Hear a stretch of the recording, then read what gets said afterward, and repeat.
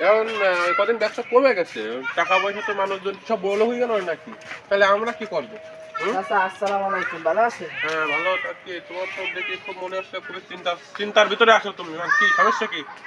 চাচা হ্যাঁ? টাকা পয়সা নেই, আমি তো এই ব্যাংকে লোন তুলতে যাচ্ছি, বাড়িতে খাওয়ার মতো কিছু নেই। তুমি ব্যাংকে যাবা কেন? তাহলে আমার কি হবে? আমি আসি তো। আমার ব্যাংক বস থাকলে তুমি ব্যাংকে যাবা কেন? আমার বসই টাকা দেয়। হয় এসব লোকে খোঁজ রাখতে তো। হ্যাঁ, ও চাচা, তুমি এই লোকটা টাকা লাগবে, সে কতটা অসহায়। তা আমি থাকলে সে তো মনে করো যে আমার গ্রামে তো অসহায় লোক থাকলে হবে না।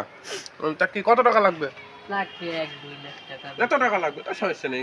ব্যাংকে তো মনে করো এখন মেলা ঝামেলা, কাগজপাতি লাগবে, নানান তাল বাহানা।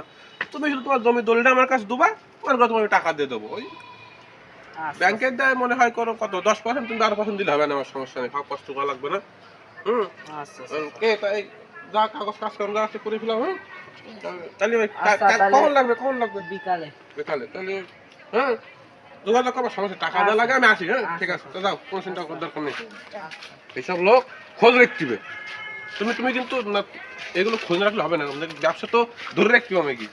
হুম, ব্যাংকে চলে গেলে তাহলে তো আমার পাতাম রাখলাম না, ব্যাংকে যাওয়া যাবে না মানুষের। আমি থাকতে ব্যাংকে যাবে কেন? ব্যাংক আমার কাছে চলে আসা দরকার, বুঝতে পারছো? হ্যাঁ, তাহলে ওই বিকালে কাজটা করেছিলাম, ঠিক আছে? ঠিক আছে। হুম।